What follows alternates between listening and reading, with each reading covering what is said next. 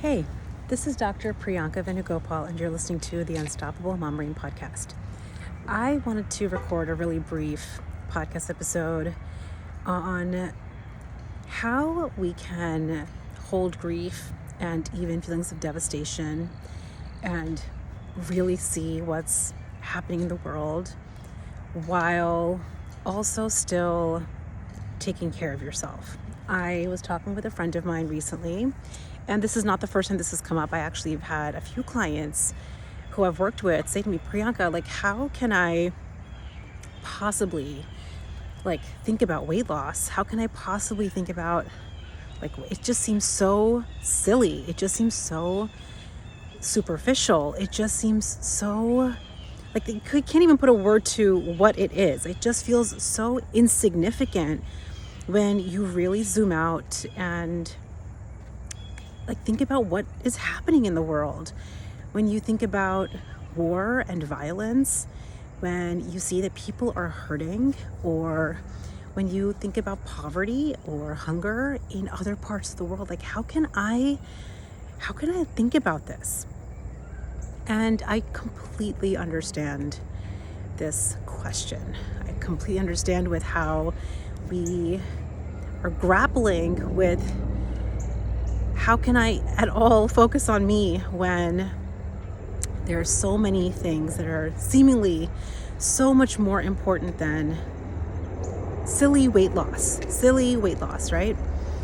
So I want to tell you my thoughts, which is why this episode is a walk and talk. So if you hear me outside airplanes or cars or construction, it's because I want to just share kind of an unfiltered perspective that I have about this that I hope is helpful to anyone that has ever grappled with that question.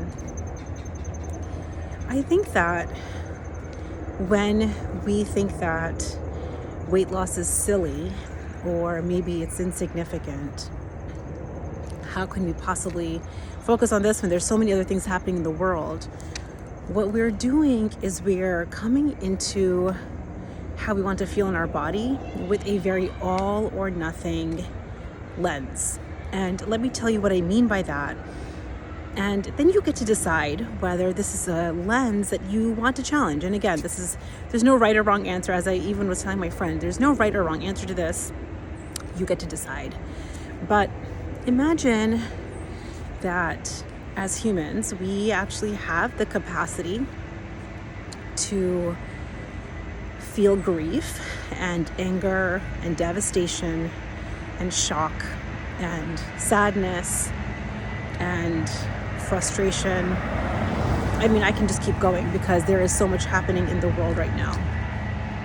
You can look at all of the terrible things that are happening and you can feel so much and care so much about what is happening.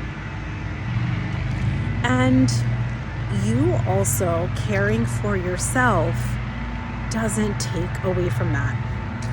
I am going to give a parenting example. I remember that for so many years, I used to kind of think that the more, if I worried more about my kids, or if I thought more about them kind of incessantly, that somehow I loved them more. And that is the part that's not true. I wonder what it would feel like for all of us to really recognize that feeling, that you caring for yourself. And I want to talk about exactly what that looks like when you are in grief or devastation, because it might be different when you're kind of acutely experiencing some trauma, and how to modify what it looks like for you. So we're going to get into that in just a second. But before we do, I think it's really important to first see how all or nothing it is to assume that you caring about taking care of yourself, you caring about your body, even weight loss, you focusing on your personal wellness is somehow taking away from your humanity. It's taking away from how much you care about what's happening in the world. And I'm here to challenge that. It's not. I think that women especially have much more capacity than we realize. We have the capacity to feel grief and anger and devastation and care about what is happening in other parts of the world. And at the same time, I think that we do have the capacity to hold a little space for ourselves. So I wanted to offer to you, if you have been really grappling with that, it might be because of a very all or nothing lens, that you caring for yourself is somehow meaning that you don't care for what's happening in the world. That's not true. So I think that that was a really important point. The first point that I wanted to make was it's possible to take a moment for yourself to carve out a little pocket for your wellness. And we'll talk about how you want to define wellness for you. It's possible to take out a pocket of space and time without it meaning that you don't care about what's happening and that you're not devastated. So that was the first point. The second point that I wanted to make was, what is that wellness space? What is that little pocket that you might want to carve out when you are in an acute situation, when you are feeling acutely affected by something, whether it's a world event or personal grief, something in your family, when you are feeling acutely in a state of trauma and you're finding yourself unable to think about goals like weight loss, for example. I think this is a great opportunity to prove to yourself that taking care of your body, maybe that's losing weight, maybe not. Maybe it's an opportunity for you to just decide, I'm going to maintain right now. I'm just going to focus on just taking care of my body in the simplest way. Redefine what that even looks like. What if it didn't have to take more time or more effort? What if all it was that you didn't treat your body poorly? What if all that it was during moments of grief or trauma, you simply didn't treat your body poorly? And the way that I know, because as you can tell, I'm being very vague on purpose, you get to define what that even looks like for you. The way that I decide that, I'm huffing and puffing because I'm going up a hill, but the way that I decide that is, what would the smallest needle moving steps would I want to take today that I will be so grateful to myself for having done? So a week from now, a month from now, 6 months from now, what will I be so grateful that I did?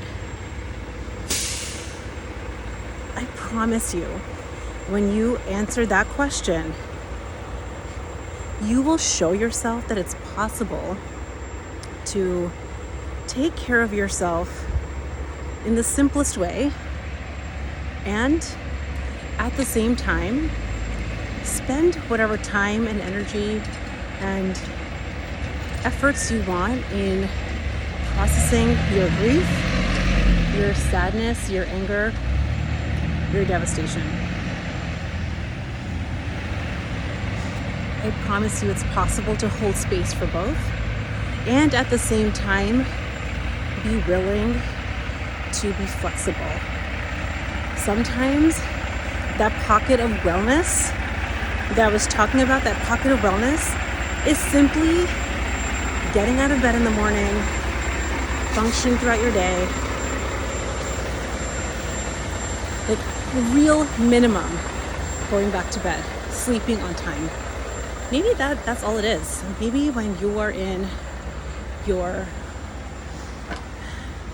active phase of grief or devastation, it's simply focusing on rest, simply focused on connecting with friends and family, checking in on your community. Seriously, maybe that's what wellness is. I want you to decide right now that you don't have to be feeling all or nothing about this, and that it's possible for you to carve out something for you. It doesn't mean that you care less. I just wanted to come on here and share this bonus episode with everything that is happening right now. My heart is, I feel devastated just hearing about the atrocities against humans. And I wanted you to know that I'm thinking of all of you, especially those of you who are personally affected. I love you all so much. You are not alone. There are no words that can help your grief, but at the same time, I wanted you to know that you're not alone, and you caring for yourself in small pockets and in little ways is not selfish. It's not taking away from your love and your care of the devastation that is happening in other parts of the world, in Israel. It is not taking away from that. Give yourself permission to challenge that rule and send me a message and let me know if I can help you. I hope you guys all have a lovely day, and I will see you all next week.